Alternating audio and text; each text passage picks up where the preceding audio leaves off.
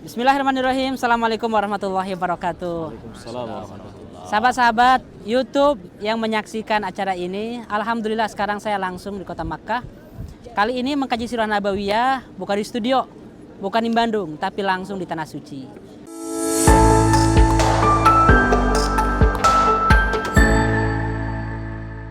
Nah, sekarang kita akan ngobrolin beberapa topik tentang Sirah Nabawiyah.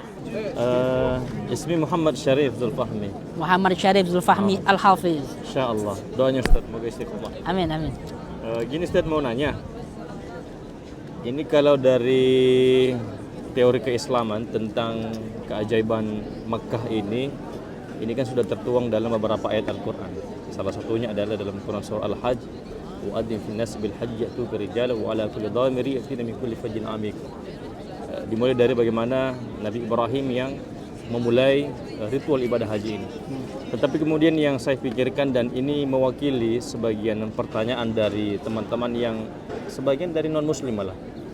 Apakah ada teori secara ilmiah apa magnet dari Makkah khususnya Madinah sehingga sampai detik ini itu bisa menjadi satu, kalau bahasa saya adalah salah satu keajaiban dunia, yang mana pengunjungnya seluruh kehidupan ada di sini, bahkan bisa kita katakan ini adalah keajaiban dunia yang akan bertahan hingga akhir zaman.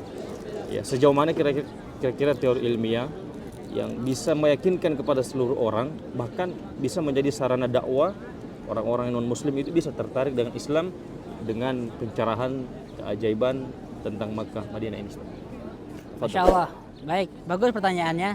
Rumit ya, bingung ya pertanyaannya. Gimana pembuktian ilmiahnya? Gini, Aifillah. Kalau kita lihat keajaiban yang namanya keajaiban fisik, sebetulnya Nabi Muhammad punya banyak. Imam Al-Baihaqi itu menulis buku khusus semua keajaiban fisik. Terbelahnya bulan, Nabi Muhammad keringatnya wangi. Lalu Nabi Muhammad juga bisa menyembuhkan beberapa sahabat dengan air liurnya. Tapi agama terakhir ini bukan seperti itu, tabiat meyakinkan manusia, bukan dengan keajaiban fisik, tapi dengan keajaiban naratif. Quran itu perintah pertamanya Iqra. Saya garis bawahi ya, keajaiban itu ada, tapi bukan itu yang menjadi dominan dalam ajaran Islam. Makanya ketika Rasulullah itu meyakinkan para sahabat dan generasi-generasi setelahnya, itu bukan dengan keajaiban fisik, tapi dengan menjelaskan keagungan Quran, kemuliaan akhlak, sehingga orang ikut Islam karena percaya agamanya, bukan karena keajaibannya. Dan sekarang kalau kita lihat, yang awalnya selama 13 tahun dakwah Rasulullah jumlah umat Islam mungkin hanya 200 orang. 14 tahun pertama dalam perang Badar 300 orang, dalam perang Uhud 700 orang. Tiba-tiba setelah 23 tahun dalam Hajjatul Wada 100 sampai 144 ribu orang. 14 abad setelahnya jumlah umat Islam sekarang 2 miliar. Jadi kalau antum ingin lihat the real miracle, pertambahan jumlah umat manusia yang menjadi muslim, itulah miracle sejati.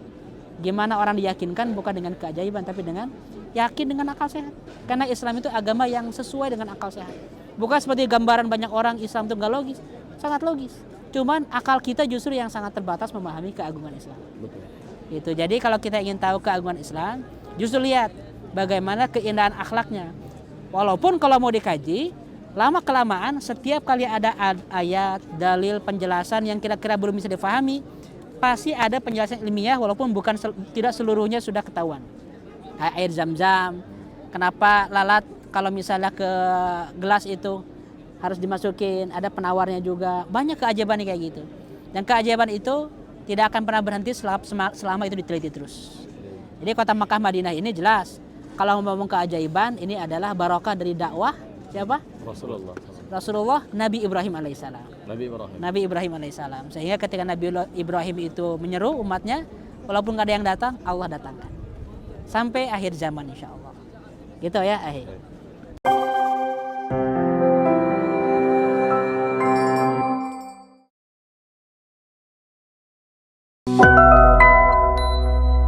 Sobat-sobat, terima kasih sudah menonton video ini.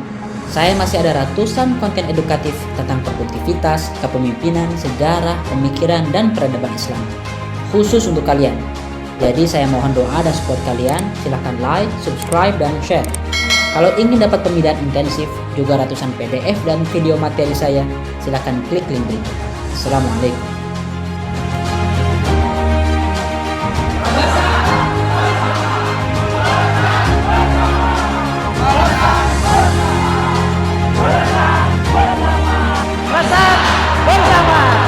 Terima kasih.